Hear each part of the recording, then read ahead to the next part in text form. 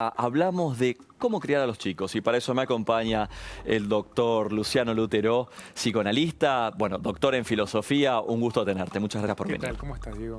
Muy bien, muy bien. Tenemos que entender, siglo XXI.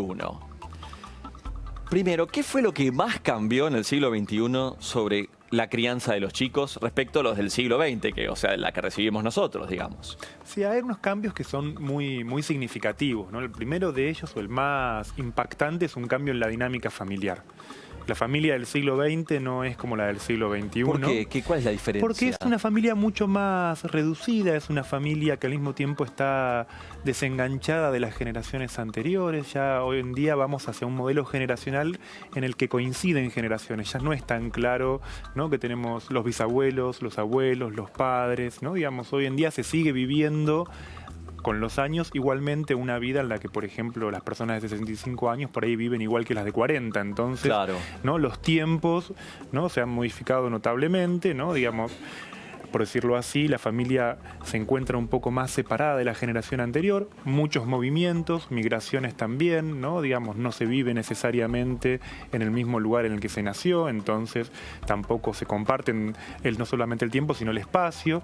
Y por otro lado, también cambios en el estilo laboral, ¿no? Digamos, ya el espacio doméstico, que era un espacio que, en términos generales, hasta hace unos años, 5 o 6 de la tarde, la gente terminaba de trabajar, volvía a su casa y ahí se quedaba hasta el día siguiente. Hoy el espacio doméstico es un espacio mucho más amplio, tamizado, trabajamos incluso en casa, trabajamos más horas, el adentro y el afuera está en permanente comunicación, ¿no? Siempre que estamos en casa tenemos algún mensaje que responder, algún WhatsApp, ¿no? Entonces el espacio familiar se volvió un espacio que, por un lado, es mucho más reducido y al mismo tiempo mucho más permeable. Mucho más permeable a otra forma de vida, digamos, al trabajo. Quizás tus hijos saben de tu jefe mucho más que nosotros sabíamos del jefe de nuestros padres. Totalmente, ¿no? Por ejemplo, Totalmente, por ponerlo en un... Por ejemplo. En esto, por ejemplo, en otra época la crianza incluía un cachetazo, que ya lo excluye completamente. La crianza ahora incluye más diálogo, más conversación y más también diagnóstico, ¿no? Por ejemplo, gente que está en el espectro autista ahora se diagnostica y antes eran raritos. Diana, ese es un punto genial el que vos ubicás, porque esto es lo que yo llamo la crianza profesionalizada. Antes, justamente, cómo criar a un niño era algo que se transmitía de generación en generación y vos me ponías un ejemplo muy bueno recién, ¿no? El cachetazo, ¿no? Podía ocurrir que hace 30, 40 años en la calle, por ejemplo, un padre le pegara una cachetada a su hijo y nadie se iba a meter, porque era una cuestión de ese padre, ese hijo, era una relación cerrada, ¿no? Y podía ocurrir en el ámbito social. Hoy en día, en el espacio público, eso ya no se puede hacer, ¿no? Porque hay una mirada mucho más grande sobre los padres que al mismo tiempo, justamente por la producción de saberes que hay en torno a cómo hay que hacer las cosas, quedan en evaluación permanente. Esto es, de 10 años a esta parte se multiplicaron los libros de crianza, lo cual yo lo trato de pensar como más bien signo también de un malestar. No es que estamos criando necesariamente mejor. Que estemos profesionalizando tanto la crianza también muestra que tenemos un profundo malestar con respecto a esto. ¿Qué es ese profundo malestar? Porque también hay un género periodístico. También. El periodismo de crianza y secciones en los medios de comunicación, en los diarios, en las páginas web sobre crianza y páginas informativas basadas únicamente en crianza. Muchísimas, grupos de Facebook, de Instagram, un montón. Bueno, entonces, ¿cuál es la insatisfacción? ¿Por qué estamos leyendo estas secciones? Yo creo que la gran pregunta o el gran malestar que está implicado en la crianza es que es muy difícil hoy en día para los padres sentirse seguros con lo que están haciendo. Ajá. ¿No? Digamos, entonces todo el tiempo buscamos, ¿no? Esto también lo digo como padre, buscamos alguna referencia exterior, ¿no? Inmediatamente vamos a googlear, está bien que haga esto, está bien que le diga esto, ¿no? Digamos, estamos sometidos a observación y juicio permanente. Sí. Lo cual, obviamente que está buenísimo pensar modelos reflexivos de crianza, porque ya la nuestra no es la época del alcanza con decir soy tu padre y se acabó. Claro. Eso ya no existe más. Pero también es cierto que la búsqueda permanente de conocimiento puede generar que uno rápidamente diga qué le pasa a mi hijo y buscamos un diagnóstico, buscamos algún tipo de saber o algún tipo de etiqueta que también genera mucha distancia. ¿Qué querés decir con esto? Quiero decir que, por ejemplo, ¿no? Digamos, se diagnostica mucho más, es cierto, y eso a veces es muy útil, también se sobrediagnostica a veces. Ajá. ¿No? A veces nos olvidamos que un niño crece con tiempos que son muy particulares, que son muy específicos, no todos los chicos crecen igual, ¿no? Hay niños que pueden empezar a hablar cerca de los 2 años, hay niños que pueden empezar a hablar a los 3, ¿no? Y es un año, ¿no? Es una diferencia sustancial, ¿no? Entonces, claro, es un tercio de la vida de la persona. En ese caso sí, ¿no? Digamos, lo mismo con respecto al momento de dejar los pañales, ¿no? Digamos, siempre el punto de vista a la hora de pensar problemas de crianza es tratar de no caer en perspectivas que sean normativas, de cómo debieran ser las cosas. Explícame eso, por favor. Claro, ¿no? Digamos, muchas veces los padres tenemos una intención de ir chequeando que nuestro hijo crezca bien. Y a veces nos olvidamos de lo importante que crezca bien es que cumpla con ciertos requisitos en ciertos tiempos. Exactamente. Que son un promedio, pero que no necesariamente son una norma. Exactamente. ¿No? Una media no es una norma, como vos decís, ¿no?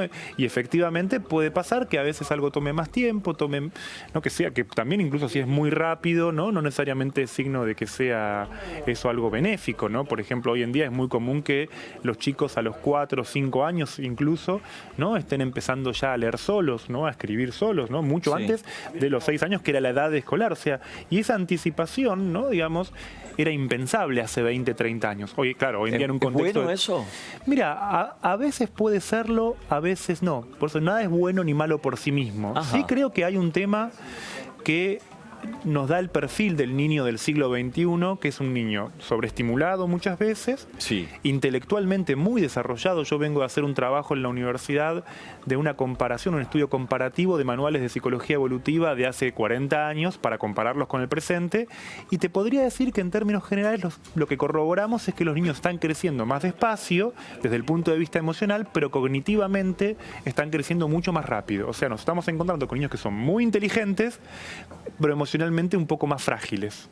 ¿Más inmaduro o más frágil? Mira, a mí la madurez siempre es relativa y es progresiva, ¿no? Digamos, si no vemos la inmadurez como algo estático, te digo que sí. Quiero decir, es inmaduro en el sentido de que no puede ser que afectivamente a un niño hoy en día le cuesta mucho más, por ejemplo, aprender a quedarse solo, poder dormir solo, ¿no? Digamos, el vínculo con otros niños también cambió mucho.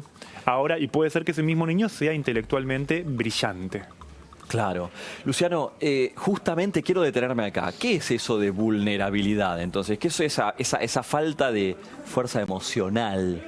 ¿Cómo la vemos? ¿Dónde está como padres? Hay muchas cuestiones a las que uno puede prestar atención, pero si yo tuviera que ubicar algo que creo que es lo fundamental y que creo que es el principal trabajo mental que tiene que hacer un niño entre su nacimiento y los 5 años, por ejemplo, te diría que es, por un lado, empezar a jugar.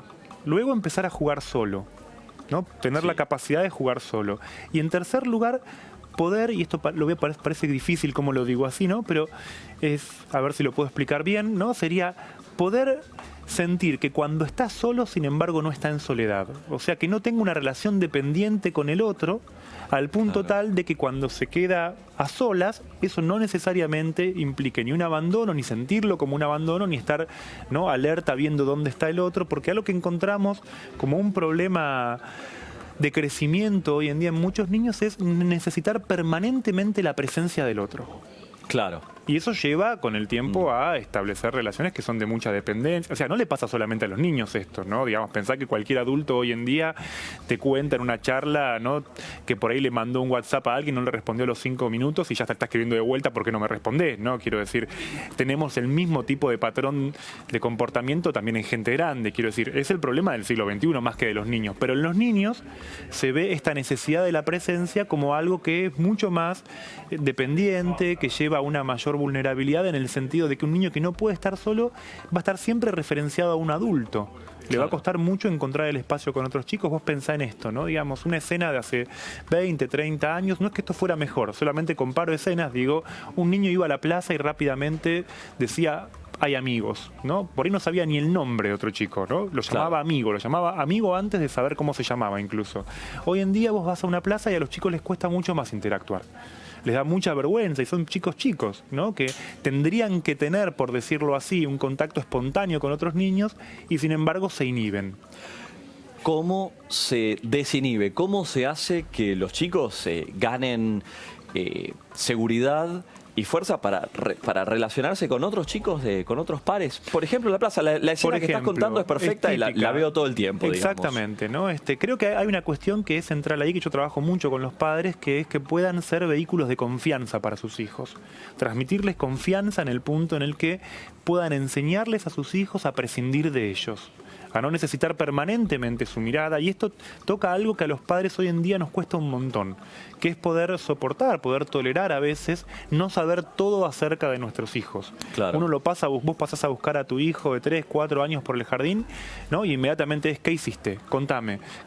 Yo vengo justamente de dar una serie de cursos en México donde me enteraba de algo que espero que acá no se aplique, ¿no? Es donde se está instalando en México, seguramente por su cercanía con Estados Unidos, el hábito de poner cámaras en las escuelas para que los padres vean a sus hijos en tiempo real.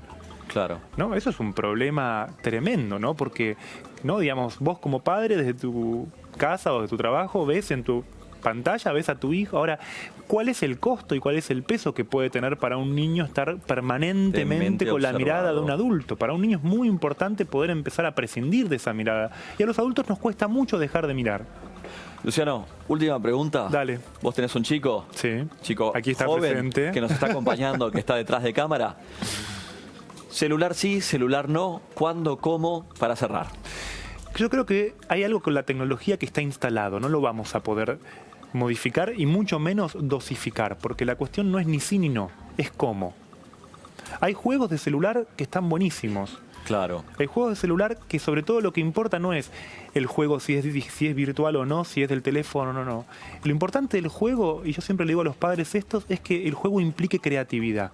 Hay juegos de teléfono que son puramente reactivos, que son juegos al estilo Candy Crush, que no requieren más que una estimulación vacía. Hay juegos que son de mucho descubrimiento. Por lo tanto, eso implica que los adultos tengamos que implicarnos en el juego, poder conocer a qué les gusta jugar. Y te digo la verdad, hay momentos en los que te puedes sentar a jugar al teléfono con tu hijo, ¿no? Y pasar un buen momento. El tema es que el teléfono no sea algo que viene a tapar otra cosa. O sea, no estoy en guerra con la tecnología porque no se puede estar en guerra con el mundo en el que uno vive. Ahora uno puede también ver que hay muchos matices ahí. Luciano Lutero, muchísimas gracias. Gracias por ser parte de esta edición de Más Info.